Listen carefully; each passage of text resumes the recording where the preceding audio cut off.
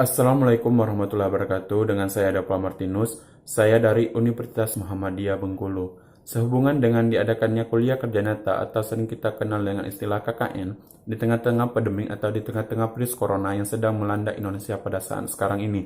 Di video kali ini, saya akan berbagi sedikit ilmu mengenai tata cara atau etika dalam batuk dan bersin. Berikut adalah video yang akan menjelaskan bagaimana tata cara atau etika batuk dan bersin dengan baik. Selamat menyaksikan. Aku adalah virus yang akan menyebarkan penyakit ke semua orang. Terus sebarkan terus virus ini.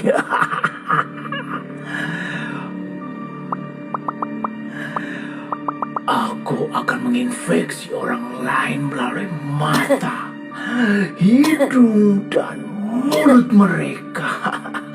Ketika kamu bersin, batuk, atau saat kau berdekatan dengan mereka, aku juga akan menempel pada benda-benda di sekitarmu.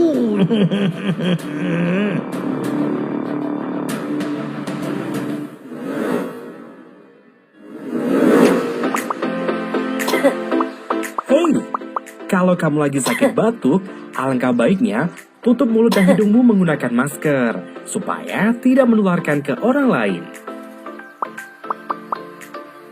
Kalau kamu tidak punya masker, maka saat batuk atau bersin, kamu bisa menggunakan tisu atau tutup mulut menggunakan lengan bagian dalam saja.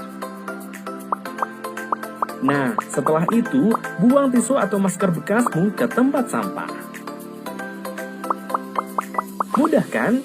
Tapi jangan lupa juga cuci tangan menggunakan sabun di bawah air mengalir ya.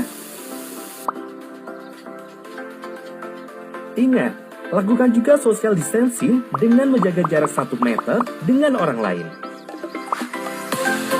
Baiklah, itu tadi ulasan mengenai tata cara atau etika batuk dan bersin dengan baik.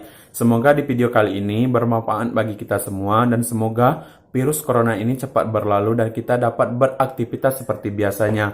Demikian pula video ini saya tutup. Wabillahi taufiq wadaya. Wassalamualaikum warahmatullahi wabarakatuh.